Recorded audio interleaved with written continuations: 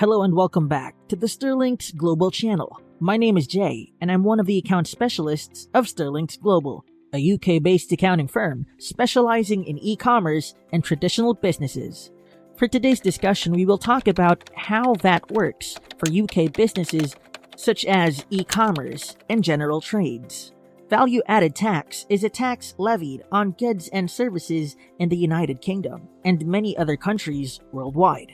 For UK businesses, VAT can be complex and challenging, with many rules and regulations to follow. However, understanding the basics of VAT is essential for any business that wants to operate legally and efficiently.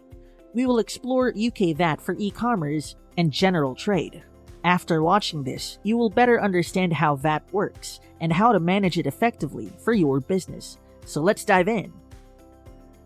What is VAT? Value-added tax, or VAT, applies to sales of goods and services. It is a type of indirect tax collected by businesses from their customers on behalf of the government. Charging of VAT is involved at every stage of production or distribution, from the manufacturer to the wholesaler, and from the wholesaler to the retailer. The final consumer then pays the VAT included in the price of the product or service. How does VAT work? VAT is charged on selling goods and services at the current rate of 20%. However, some goods or services are subject to a reduced rate of 5% or are exempt from VAT. Usually, VAT is already included in the price of a product or service, but it can also be shown separately on the invoice for clarity and transparency to the customers. If you are a VAT-registered business, you must charge VAT on the goods and services you sell and also pay VAT on what they buy for your business, such as the cost of materials, supplies, support services, and etc.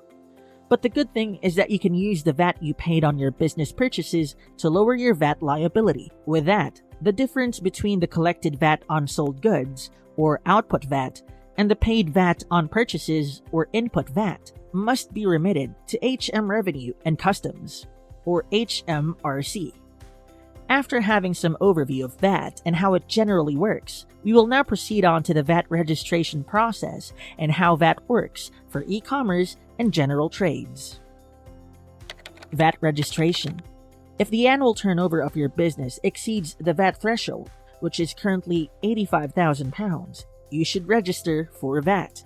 And if you expect your business turnover to exceed the threshold in the next 30 days, you must also register. If your business is below the threshold, you can also choose to register voluntarily, but you are not required to do so. However, whether mandatory or voluntary, once your business is registered for VAT, you must charge VAT on all taxable goods and services you sell and submit regular VAT returns to HMRC. The frequency of VAT returns depends on the turnover of the business. VAT for e-commerce. Regardless of your business type, whether you are an e-commerce seller or a general trader, you must register for VAT if your annual turnover exceeds the VAT threshold.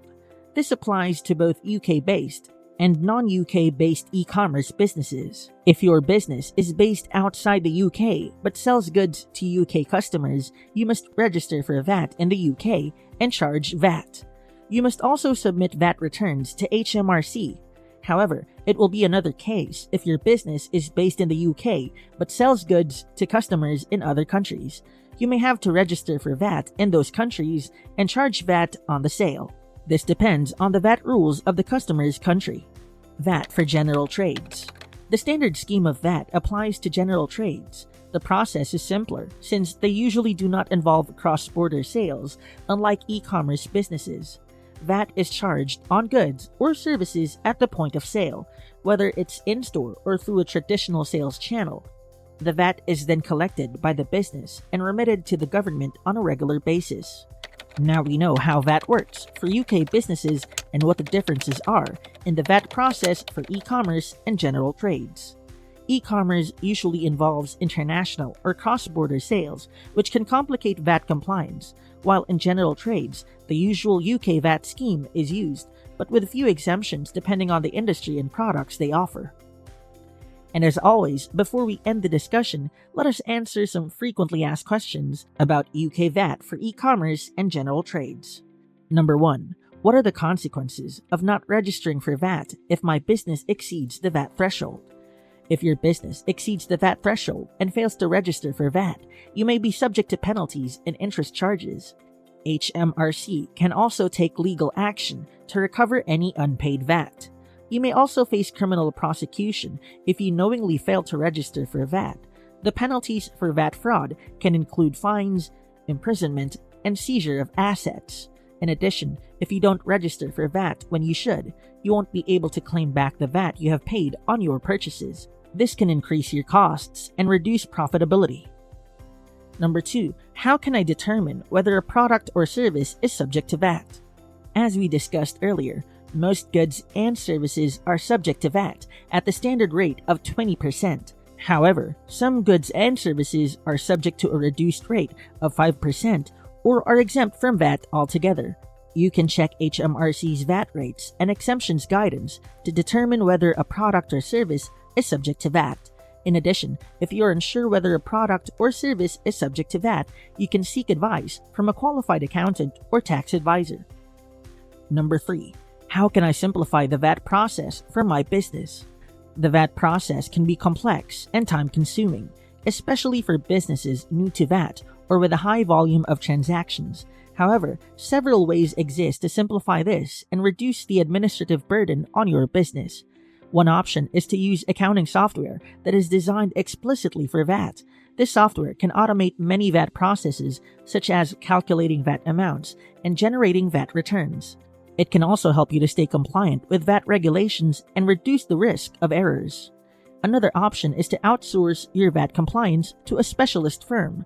This can be particularly useful for businesses with complex VAT issues or who lack the in-house expertise to manage VAT effectively.